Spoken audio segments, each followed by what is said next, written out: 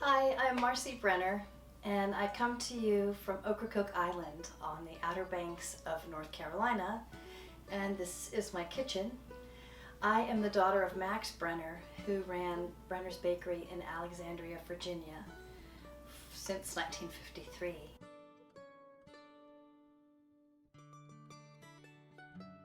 When I moved away, I missed those treats, and I had always hoped that I could get those my recipes one day and make those treats in my very own kitchen. So I started working on them with my dad from ingredient cards from the bakery that were in pounds and ounces.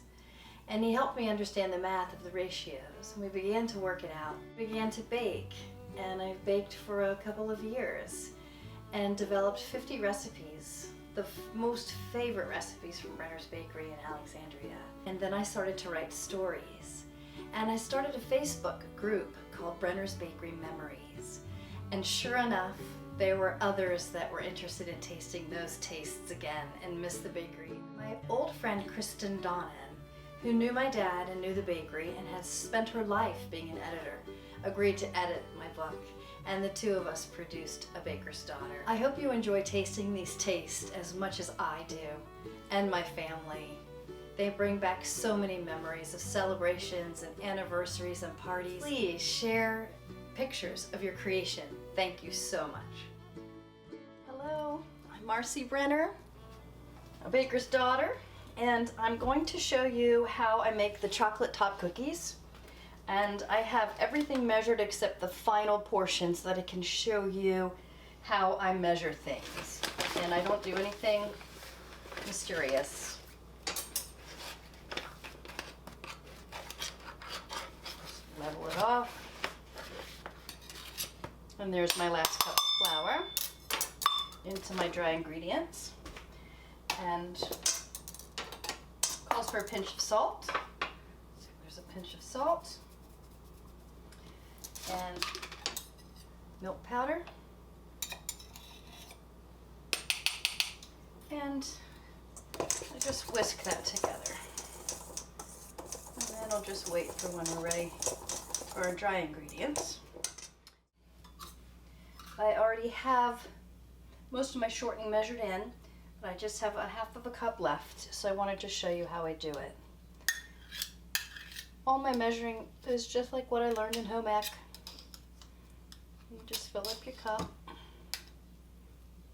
push it down so that there are no air bubbles. That's the thing.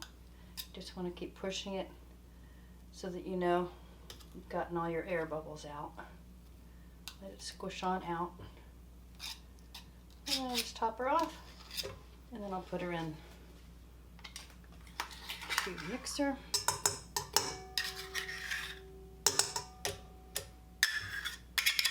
And it's good to fluff your shortening up before you add your sugar. Fluff that up nice and thick. And then I add the sugar and the rest of the ingredients.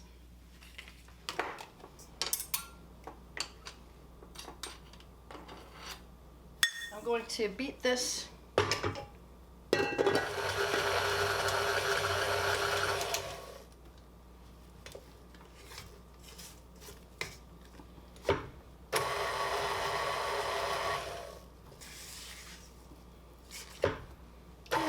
to be nice and smooth. I like to get the shortening nice and fluffy because it just gives plenty of air for the cookies to rise.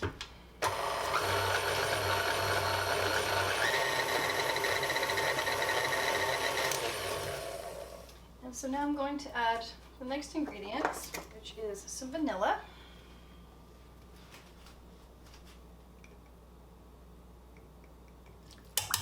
And these are called butter cookies, but there's no butter in them.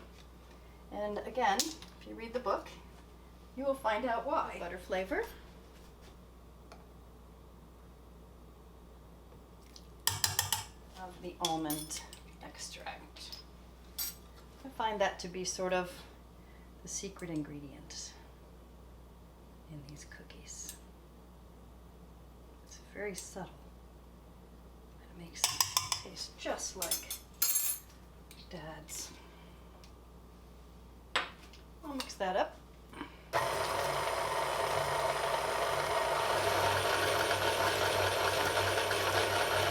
Okay, so that's nice and fluffy. I'll show it to you.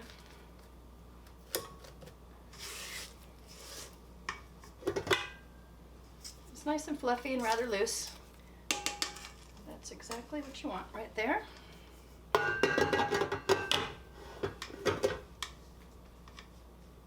have 2 whole eggs here, and it calls for 2 egg yolks. So I'm just going to show you how I separate the eggs. I'm sure you know how to do it, but just in case you don't. Just like that. And I kind of do each egg separately in its own little container because I get eggs that are from local chickens and I let them sit until they're warm, and sometimes they are not happy when I open them up, so I'm very careful to make sure. So here are my 2 egg yolks, and here are my 2 whole eggs. So we're going to put those in. I'm kind of do them in stages because at this point we're really just trying to get plenty of air and smoothness. And here are those other 2 eggs. I'm going to just put kind of one at a time. Again, just to give an opportunity for some more air.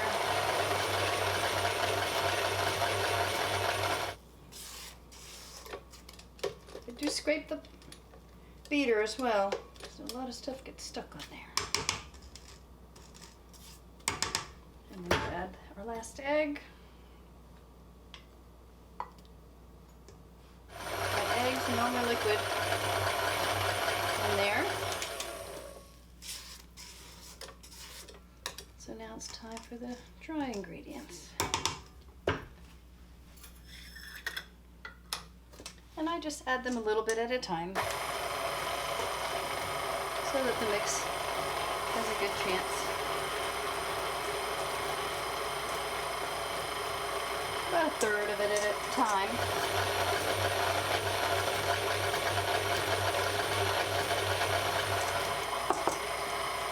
And then I'll stop, scrape the sides and the paddle.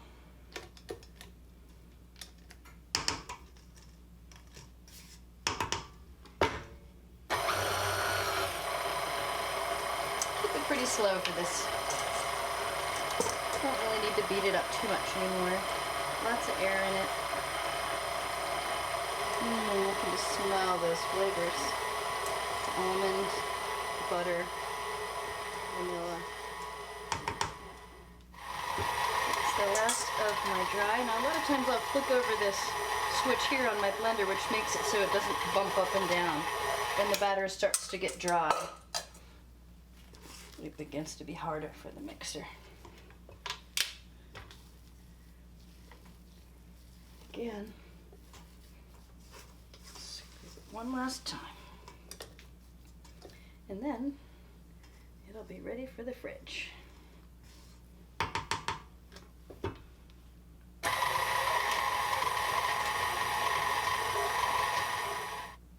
So the dough is pretty stiff, and that's what you want. If you're going to pipe this out, which you certainly can do, as fancy fluted cookies that you dip the end in chocolate or sprinkles or icing, the heat of your hands will warm this up in your decorator bag. So this is what it looks like when it's ready. Nice, nice yummy dough.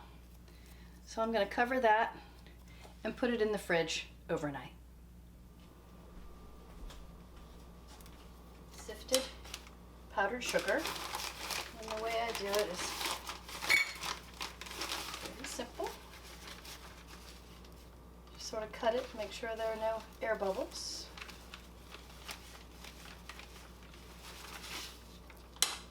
And I just put it in the sifter.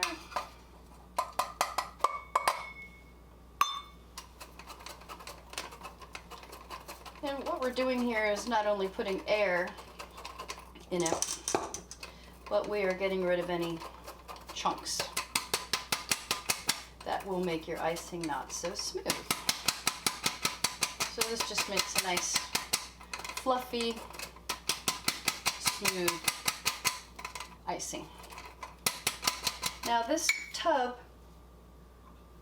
of chocolate fudge base I get from Party Time in New Orleans, and it's Donna and Michael Travis own this company called partytime.com, and I found them and their fudge base to be exactly like Brenner's.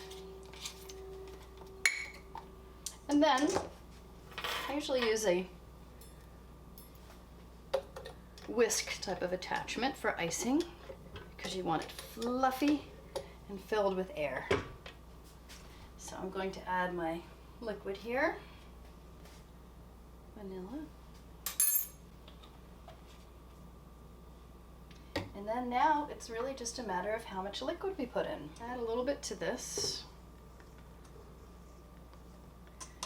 and begin to have it just stir gently. And then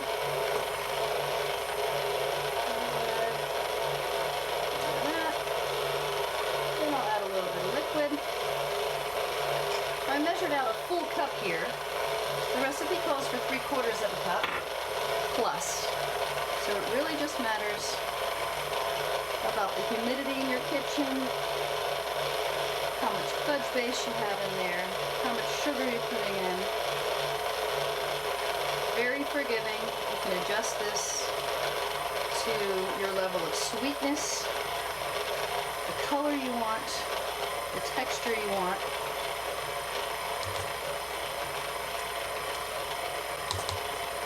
All you really need is a texture that will work in your decorator bag. So you can make a nice chocolate top on your butter cookie.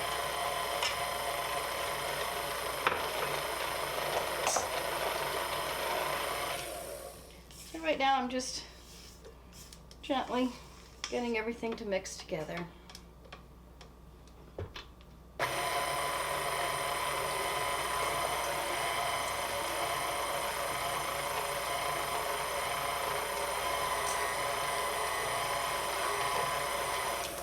Give it a scrape, and then I'm gonna speed it up a little bit.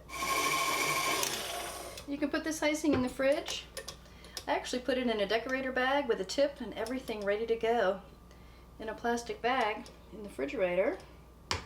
All you have to do is warm it up with your hands a little bit. And then the butter cookies, I put in a plastic bag and put them in the freezer. And then all I have to do is grab some cookies out, grab my icing out of the refrigerator, warm it up with my hands, and you've got chocolate top cookies. I like this consistency. I believe we're there. And there you go. It's a nice consistency. That would be nice for spreading on a cake, but it would also is going to pipe well on the cookies. And I still had 1/4 of a cup left of milk, so 3/4 of a cup is about right. Yummy. Okay, here we are ready for the next step, which is to get ready with your piping for your beautiful chocolate top cookie. There's a lot of different names for this cookie, but we called them chocolate top cookies. So this is just a 12-inch disposable decorator bag, and I kind of stuck this guy in here to tell where I should cut it. And this is an extra large decorating kit. And this is a number 9 French star, which I ordered everything online. Now these are very sharp. Be careful. I have impaled myself on these things. And they can also bend, so just take a look and make sure they're straight. Just fold it over. A non-dominant hand to hold it.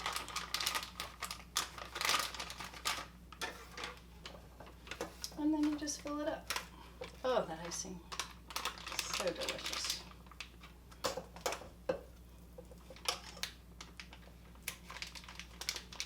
So there it is. Just scooch that down so it's not too messy. You can use a bigger bag, of course, but I do like working with smaller batches. It's just a little more forgiving. And you just squeeze it out, and there it is, ready to go. Yum! Okay, now we get to the butter cookie portion. I have the oven preheating to 325, and I use a scooper for my cookies, but you certainly don't have to.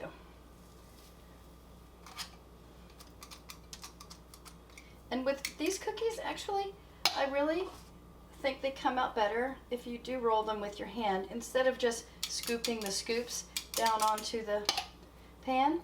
I think it makes a smoother butter cookie for your nice finish. So I do a scoop so that I know how much I've got. And then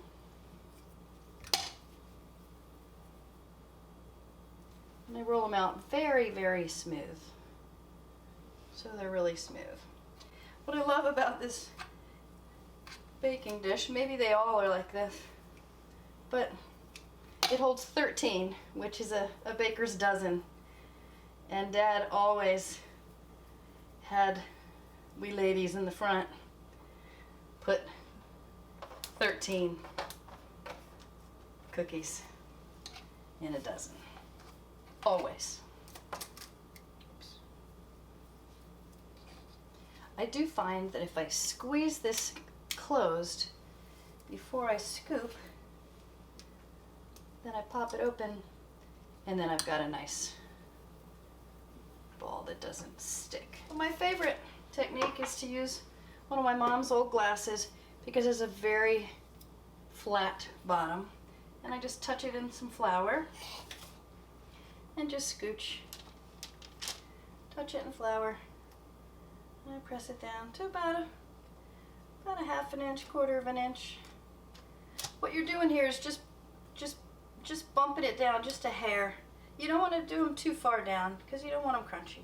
You just don't want a big dome because you want your dome to be your chocolate top, not your cookie. Small thing, just makes it easier. So, let's pop them in the oven. So here are my delicious little butter cookies. There were a baker's dozen, but I had to try it, make sure it was all right. And boy, it just melts in your mouth. Now I bake them until they're just not even brown. But you could bake them until you just see a little bit of brown, but you really don't want to bake them longer than that. They're just melt in your mouth delicious when they're just baked.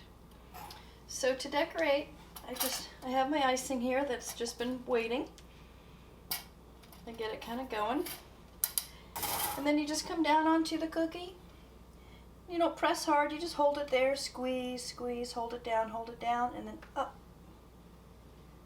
Just put it near the cookie, squeeze, up. Put it down on the cookie, squeeze, up. Works better if I hold the cookie down. Near the cookie, squeeze, lift up.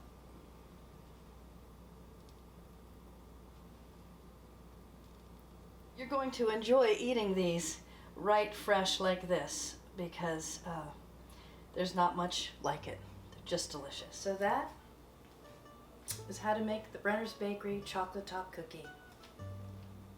Yum. It's not hard. It's just a couple of steps. This is the best part. Mmm. Mmm.